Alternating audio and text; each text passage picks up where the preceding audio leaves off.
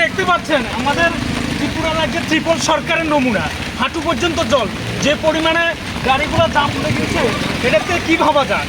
আসলে এই ত্রিপল সরকারের নমুনার জন্য আজকে শহরবাসী যেভাবে ভুগতেছে, তার জন্য আমি আগরতলা শহরবাসীর কাছে এটুকু অনুরোধ করব, আপনারা এর প্রতিবাদ করুন এবং সরকারকে যাতে সরকারের প্রতি যাতে মানুষের বিক্ষোভটা যাতে তৈরি করা যায়, সেজন্য আমি আগরতলা শহরবাসীর কাছে এটা অনুরোধ রাখবো যে ত্রিপল সরকারের যে নমুনা, যে হাঁটু পর্যন্ত যে জল এবং মানুষের যেভাবে ভুগছে, তার জন্য আমি শহরবাসীর কাছে অনুরোধ রাখবো আপনারা এটার বিরুদ্ধে সোচ্চার হওয়ার জন্য।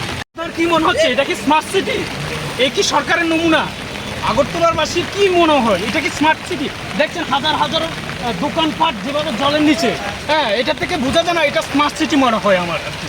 আপনার কি মনে হয়? আপনি তো দেখতে পাচ্ছেন না হাঁটু পর্যন্ত। না, সরকার তো বলছে এটা স্মার্ট সিটি, এটা উন্নয়ন, ডাবল ইঞ্জিনের সরকার। এটা তো ডাবল ইঞ্জিন ত্রিপল সরকার, এই ত্রিপল সরকারের নমুনাই তো বোঝা যাচ্ছে আজকে আগরতলাবাসী হাঁটু পর্যন্ত জল।